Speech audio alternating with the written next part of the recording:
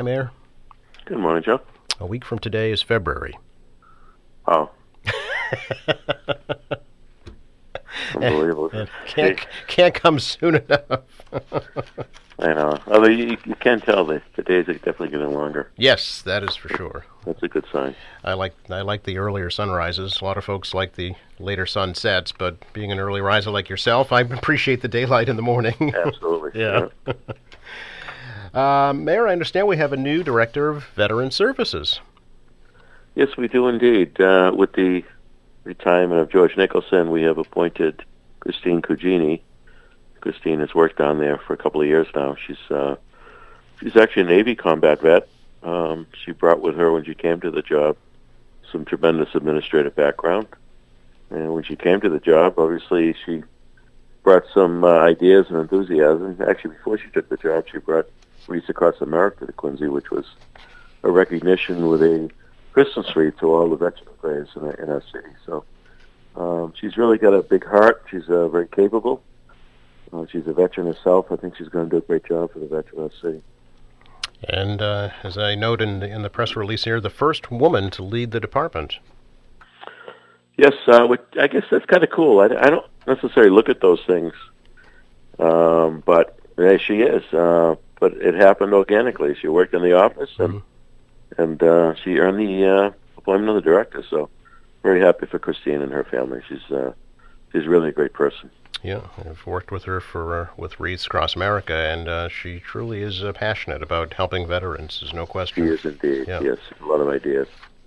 Will there be any other changes in the administration going forward? Not that I'm aware of. Okay. Well, if you don't know, no one tendered a resignation, so I think everything else is status quo. Sure. I'm guessing you'll talk about that during your State of the City. Any news on when that might be? No. Okay. Sometime in the early part of 2022, would that be fair to say? That's fair to say, absolutely. Okay. I know you do want to have an in-person event if possible, so. That's the goal, correct, yeah. Sure. Speaking of the veteran services, I know there are some thoughts about trying to remember Paul Moody and Joe Brill. Yes, two pretty amazing individuals who both headed up the Sons of the American Legion for a number of years. Obviously, Paula until he got sick, Yeah. and then Joe took over. Both of them were.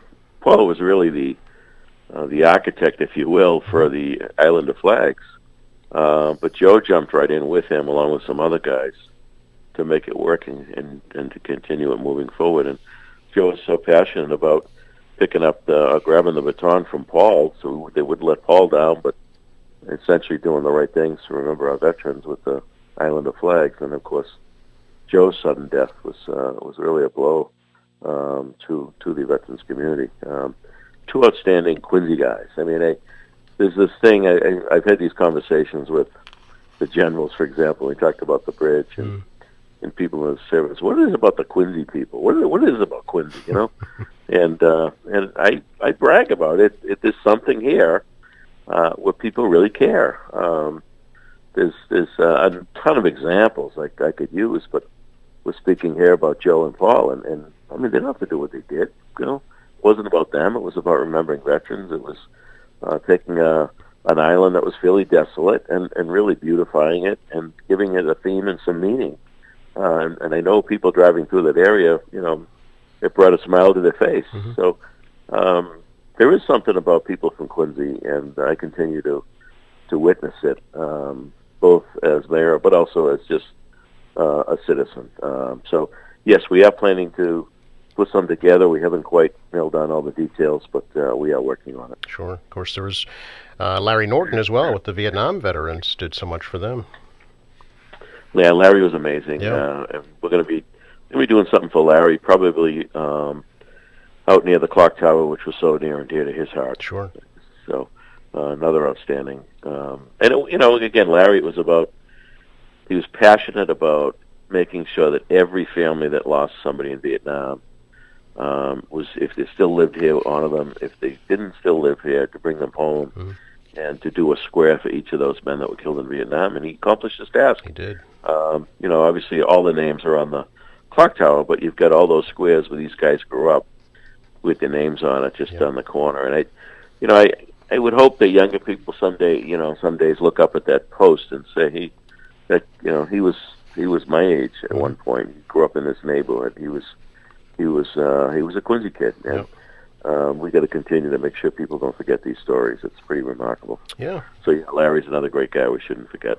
Of course, George Bouchard, the Veterans Graves Registration Officer, saw to it that all those medallions and plaques were spruced up and looking their finest. Yeah, George does a great job in that. He works it very hard. People automatically, they just think of you drive by Mount Wallace and you see the beautiful section there and you see the flags on it. But there's far more to the job than that. I mean, first of all, he deals with the families that come in with a deceased veteran. He helps them with the paperwork, arranges for the grave marker. But all of those squares, as you say, all those squares across the city, and there's hundreds of them, plaques and monuments, and he makes sure that they're all adorned properly, both Memorial Day and for Veterans Day. Mayor, I know you get asked all the time. Quincy Center is great, but when's Wollaston going to have its day in the sun? Well, we have reintroduced our rezoning for Wollaston. Joe, actually, we introduced it to the city council last year around this time, and they took no action. In fact, it was in the ordinance committee. The ordinance chair never held one meeting on it. So, don't give me words, give me action, as the old saying goes. And I'm a little disappointed there was no action. I chalk some of it up perhaps to COVID. That seems to be the excuse for everything today. But we've reintroduced it. We need that tool. We need that overlay district now to help us figure out or execute what we want in Wollaston, but it also incentivizes some investment there. These things don't just happen. You don't snap your fingers and a building goes up. There's a lot of pieces to it. It's complicated, and we have to draw our interest and draw our investment into it. Now, we've been working with a number of the property owners in the Wollaston district, but quite frankly, everybody's been waiting for the urban redevelopment district. And I know that I certainly respect the role of the city council, and many of them have frequently criticized the administration on things, and that's fair game. But the reality is, the zoning is controlled by the city council. We offer, amendments to the zoning code. We offer new zoning, but it's really that body that has to make that decision. And you know what? If they don't like what I put in, then enact something else and make some changes to it. But to sit idle for a year in committee and it died in committee, I think is the wrong message to send to the businesses of Wollaston. So I certainly hope now we have a new ordinance chair that will have a robust set of meetings and get something done down there. Speaking of getting things done, the council did reintroduce a resolve regarding the Department of Social Justice and Equity last night, asking you to fund that. How do you feel about that now? Well, we still have a committee being headed up by Councilor Kane that has been meeting, and they're going to be making recommendations to me. I'm a little disappointed that the council would jump ahead of that. Let's see what the committee comes back with. I still haven't been convinced there's a need for it, but I am still, look forward to the report and discussion of whatever report that comes back from Ian Kane and the number of citizens that are serving on that commission for us, and we'll see what happens. But I think, the proof's in the pudding. We're doing all of those things that would be recommended. I think the city, we talk about any particular area, whether it's policies in a certain department, whether it's hiring practices, are we being fair and equitable? And I would argue, till my last breath, absolutely. So is this just window dressing? Is this just a box the council can check? Oh, we did that. I don't know. I'm not convinced we need that position at this point. And I've been in government a long time, Joe. A position turns into a department. There's a director. Oh, they need an assistant. They need an administrative help. All of a sudden it becomes a little bit more, and as far as the commitment goes on the financial side. So I'm not convinced we need it. I mean, we're doing great things in a lot of areas, and I've often said to years ago, Joe, there was a reporter from a Chinese newspaper that used to ask me all the time, "What are you doing for the Asian community?" And I would say I'm doing the same for everybody. We've got great schools. We've got a safe city. 911 response, incredible libraries and parks and veterans and senior services. That serves everybody. I'm not a quota guy, and I want to make sure everyone has an equal opportunity, and they should. But it's not, as simple as again snapping your fingers and waving a wand. For example, a lot of the hiring is civil service. People take exams, and we call for a list.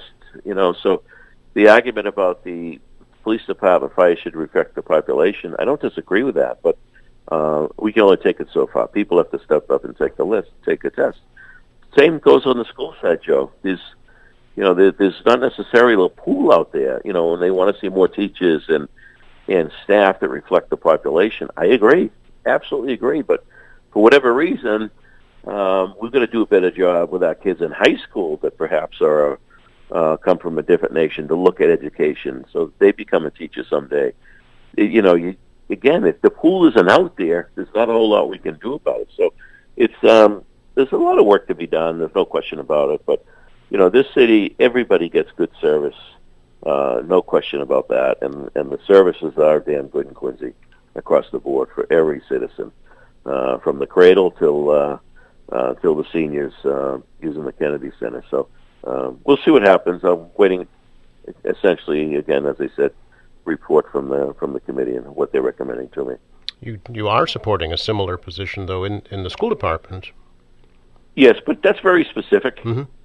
It's in the schools is where the bulk of the issues have been really going on for the last couple of years, and that was a call from citywide PTO. It was a call from my colleagues. It was a call from the superintendent across the board. They felt this position is needed to help navigate some of the stuff on the school side because it's far more complicated on that side. Mm-hmm. And this person could, whoever this person may be, could be out there and seeking people to come to Quincy, even if we're stealing somebody from another community, a teacher, staff member.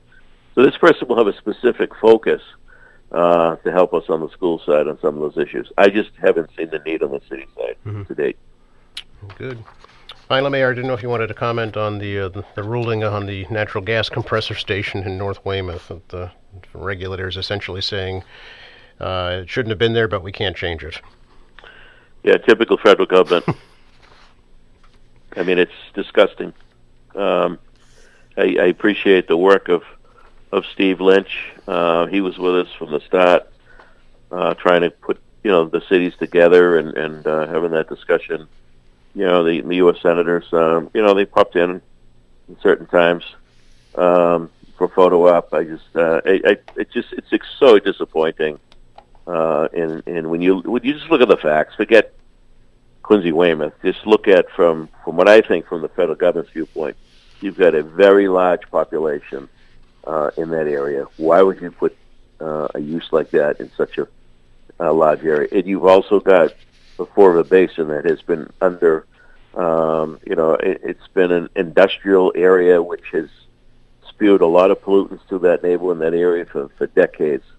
It's just bizarre to me. The federal government, on one hand, doing all these things of going green, and then you see them approve a project like this in a densely populated area, which is the air and the environmentally, it's already compromised. It's just mind-boggling to me.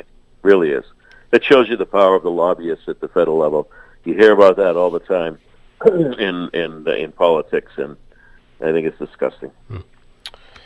Always good to talk to you, Mayor. Appreciate it. Same here, Joe. Enjoy the day. Yes, you as well. All right. Bye-bye. Bye-bye.